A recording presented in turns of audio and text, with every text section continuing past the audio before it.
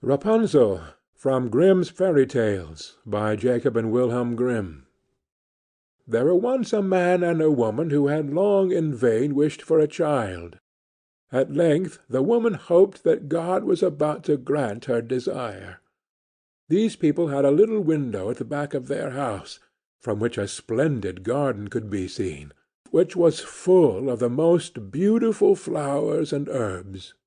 It was, however, surrounded by a high wall, and no one dared to go into it because it belonged to an enchantress, who had great power and was dreaded by all the world.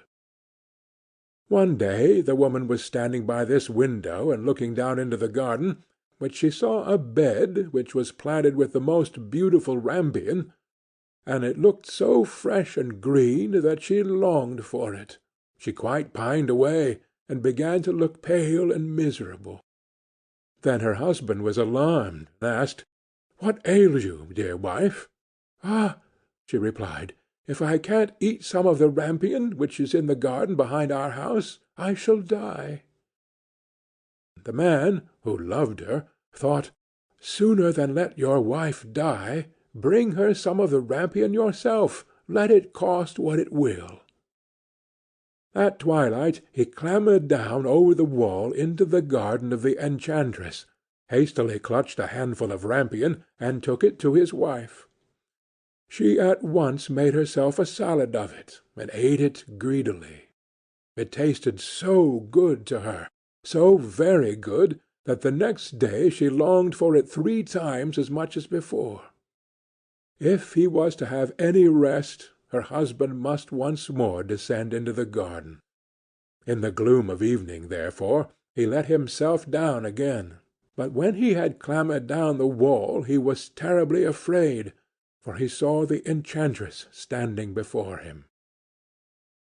"How can you dare," said she, with angry look, "descend into my garden and steal my rampion like a thief? You shall suffer for it." "Ah," answered he, "let mercy take the place of justice.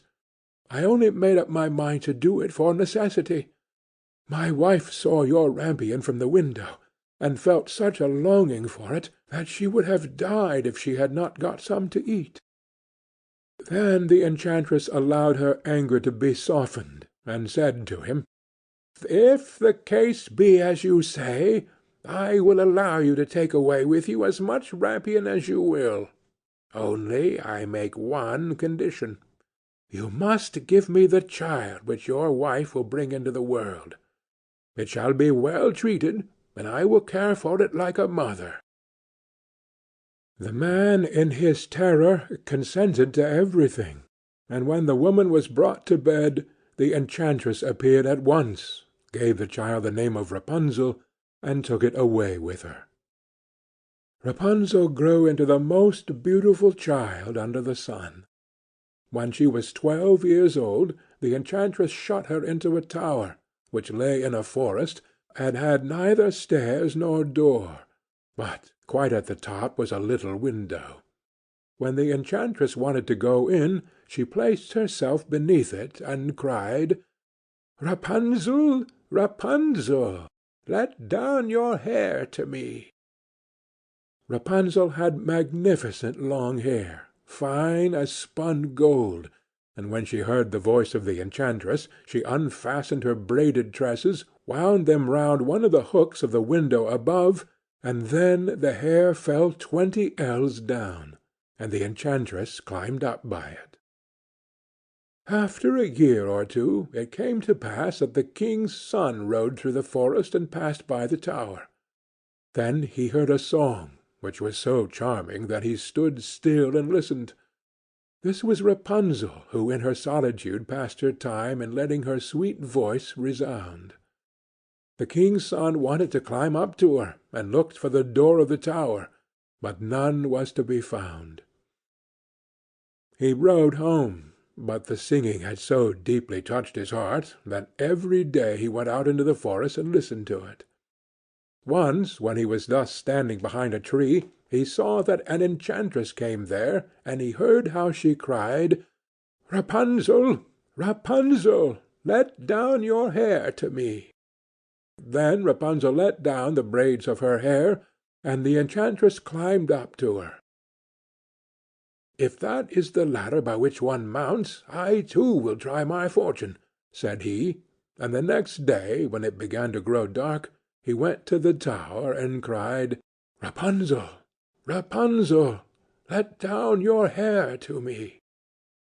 Immediately the hair fell down, and the king's son climbed up. At first Rapunzel was terribly frightened when a man, such as her eyes had never yet beheld, came to her. But the king's son began to talk to her quite like a friend, and told her that his heart had been so stirred that it had let him have no rest, and he had been forced to see her. Then Rapunzel lost her fear, and when he asked her if she would take him for her husband, and she saw that he was young and handsome, she thought, "He will love me more than old Dame Gothel does." And she said yes, and laid her hand in his. She said, "I will willingly go away with you, but I do not know how to get down. Bring with you a skein of milk every time that you come, and I will weave a ladder with it, and when that is ready I will descend, and you will take me on your horse." They agreed that until that time he should come to her every evening, for the old woman came by day. The enchantress remarked nothing of this, until once Rapunzel said to her, "Tell me, Dame Gothel, how it happens that you are so much heavier for me to draw up than the young king's son. He is with me in a moment." "Ah, you wicked child!" cried the enchantress.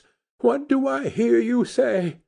I thought I had separated you from all the world, and yet you have deceived me."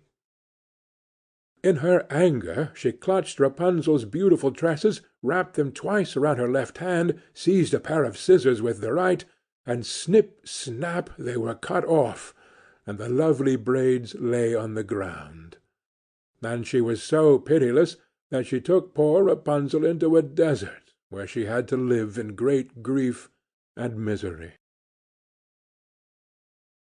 On the same day that she had cast out Rapunzel, however, the enchantress fastened the braids of hair, which she had cut off, to the hook of the window, and when the king's son came and cried, "Rapunzel, Rapunzel, let down your hair to me," she let the hair down.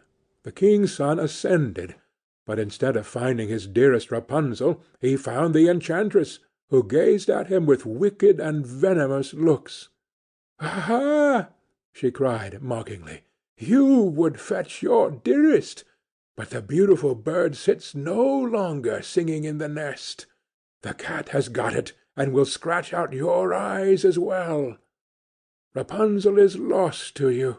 You will never see her again." The king's son was beside himself with pain, and in his despair he leapt down from the tower. He escaped with his life, but the thorns into which he fell pierced his eyes.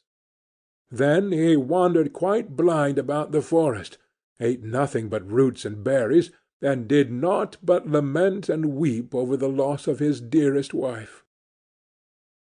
Thus he roamed about in misery for some years, and at length came to the desert where Rapunzel, with the twins to which she had given birth, a boy and a girl, lived in wretchedness. He heard a voice, and it seemed so familiar to him that he went towards it, and when he approached, Rapunzel knew him, and fell on his neck and wept. Two of her tears wetted his eyes, and they grew clear again, and he could see with them as before.